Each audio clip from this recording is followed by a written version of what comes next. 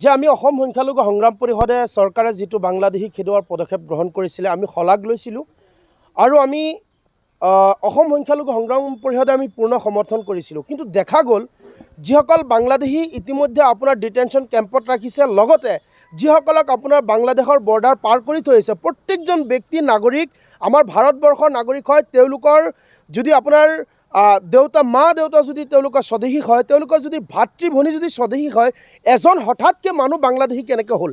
আৰু এটা অতি পৰিতাপৰ বিষয়, অসমৰ মুখ্যমন্ত্ৰী ডক্টৰ হিমন্ত বিশ্ব শৰ্মা ডাঙৰীয়া যোৱাকালি যিটো ক'লে যে যি ঠাইত মুছলমান মানুহ বেছি আছে, সংখ্যালঘু মানুহ বেছি আছে, তাত আপোনাৰ অস্ত্ৰৰ লাইচেঞ্চ দিব। আমি অসমৰ মুখ্যমন্ত্ৰী ডক্টৰ হিমন্ত বিশ্ব শৰ্মা ডাঙৰীয়াক আমি কি ভাষাৰে তেখেতক সমালোচনা কৰিম, মই শব্দ আৰু ভাষা বিচাৰি পোৱা নাই। আমাৰ মুছলমানক মাৰিবলৈ বন্দুক হাতত উঠাই দিয়া এজন মুখ্যমন্ত্ৰী আমি সৰ্বপ্ৰথম দেখা পালোঁ। অতিকে আচৰিত আৰু লজ্জাজনক কথা। এইজন মুখ্যমন্ত্ৰী আচলতে তেখেতে ভাবি আছে এজন হিন্দু মানুহৰ, তেওঁলোক অনলি হিন্দু মানুহৰ মুখ্যমন্ত্ৰী, কিন্তু নহয়। অসমত প্ৰায় আপোনাৰ ইতিমধ্যে আমি যিটো নেকি আমি চালোঁ, আমি মুছলমান যিসকল মানুহ আছোঁ আমি প্ৰায় 40%ৰো অধিক আমি মুছলমান মানুহ। ইয়াত আমাক কেনেধৰণে অস্ত্ৰ শাস্ত্ৰ হাতত উঠাই দিব? মই চেলেঞ্জ কৰিছোঁ, যি ঠাইত মুছলমান আছে কোনো এটা ঠাইত এজন হিন্দু মানুহ যদি পাগল হিন্দু মানুহ থাকে, তাত কোনোদিন আমাৰ মুছলমান ব্যক্তিয়ে তেওঁলোকক মানে অপমান নকৰে, তেওঁলোকৰ ওপৰত অন্যায় অত্যাচাৰ নকৰে। যিসকল ব্যক্তিয়ে কয় যে হিন্দু খাত্ৰামেহে, এইসকল ব্যক্তি মিছলীয়া ব্যক্তি, এইসকল ব্যক্তি সন্ত্ৰাসবাদী ব্যক্তি, এইসকল ব্যক্তি জেহাদী ব্যক্তি। মুছলমান মানুহে কোনোদিন হিন্দু মানুহক গালি নিদিয়ে। আজি আমি মুছলমান সংখ্যালঘু মানুহখিনি আমি আমাৰ প্ৰাণৰ ভয়ত, প্ৰাণৰ আশংকাত ভুগি আছোঁ।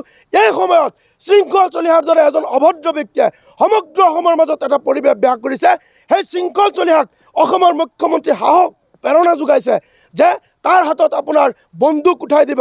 তাৰ মানে যদি শৃংখল চলিহাক যদি বন্দুকৰ লাইচেঞ্চ প্ৰদান কৰে, আমি ক'ম যে মুছলমানক অপায়ন গুলীয়াই হত্যা কৰিবলৈ অসমৰ মুখ্যমন্ত্ৰী ডক্টৰ হিমন্ত বিশ্ব শৰ্মাই লাইচেঞ্চ দিব। আমি ধিক্কাৰ আৰু গৰিহণা জগাইছোঁ।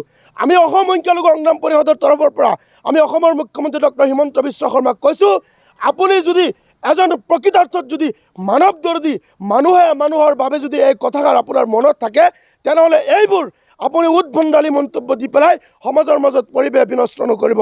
আমি জানো যে এইটো এটা পলিটিকেল ইছ্যু হয়। 2026 চনৰ নিৰ্বাচনী বৈতৰণি পাৰ কৰিবলৈ আপুনি ভাষণ দি আছে, কিন্তু আমাৰ যিসকল সংখ্যালঘু মুছলমান মানুহ, যিসকল মানুহক আপোনাৰ এই পুলিচ প্ৰশাসনে নি পেলাই বাংলাদেশৰ বৰ্ডাৰত খেতিৰ মাজত নি পেলাই থৈ আহিছে, এইসকলৰ জীৱন কি হ'ব? অসমৰ মুখ্যমন্ত্ৰী ডক্টৰ হিমন্ত বিশ্ব শৰ্মা ডাঙৰীয়া মানৱ অধিকাৰ খৰ্ব কৰিছে।